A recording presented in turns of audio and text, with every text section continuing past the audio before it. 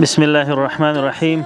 قال الله تعالى انما المؤمنون اخوه. صدق الله العظيم. د خوشحالۍ ځای دی چې مونږ یو ځل بیا د خپلو دردېدلو هیوادوالو په خدمت کې یو. نن مونږ میدان وردګ ولایت مرکز کې یو چې 500 کورنیو ته مو هرې کورنۍ ته شپېته منه لرګي واخیستل. دا چې ژمی دی د اقتصادي ستونزو سره خلک مخامخ دي.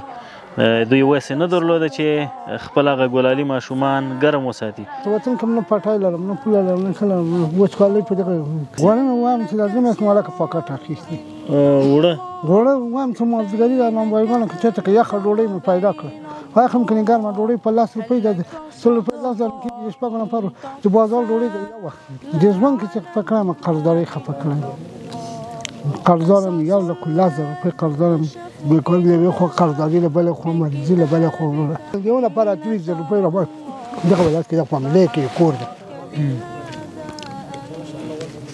کوم څه خو چې ونه یې چې دا لګوم لاسکو وګرځم هغه نه پټ ګرځي هغه نه پټ څنګه چې له شرم پټ کېږم څو کله ته خو مادام وکړه هغه دراغه یو چې پرتم پیسې وای استغفر الله. نو څه تر اوسه خو په افغانستان کې چا د کار نه کړ پیسه‌دار اوس کومه خلکو دغه په هم ده چې تاسو ته خدای دې کله غریب او بیچاره او فقیر او سره کومک وکړي خدای دې تاسو ته وزنه درکړي اجرونه درکړي هم ثواب وسی هم ځواني وسی هم بالکل په دې کې نو سرویس الله د مشکلات حل 500 کورنیو ته مو تاسو چې په تصویر کې وینئ د غازی بخاري د ټولو ملحقاتو سره دا به ان شاء الله 50 کورنیو ته د غازی بخاري او 500 کورنیو ته به لرګي ورکو. دغه مرسته د صداقت په نامه باندې او ترکی خیریه مؤسسه لخوا شوی و چې د احساس خیریه بنسټ لخوا دلته تطبیق او توزیع شو. موږ خوشاله یو الحمدلله چې ژمنۍ مرستې مو روانې دي او خپلو بېوزلو فقیرو هیوادوالو ته د خدمت په ډګر کې یو.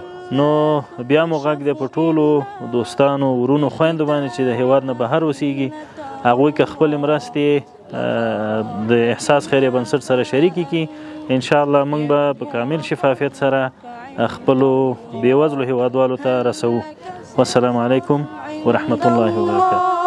بينك أنت وبين الله هل لك صدقات تخفى لا يعلمها إلا الله لا يعلمها إلا الله لا يعلمها إلا الله.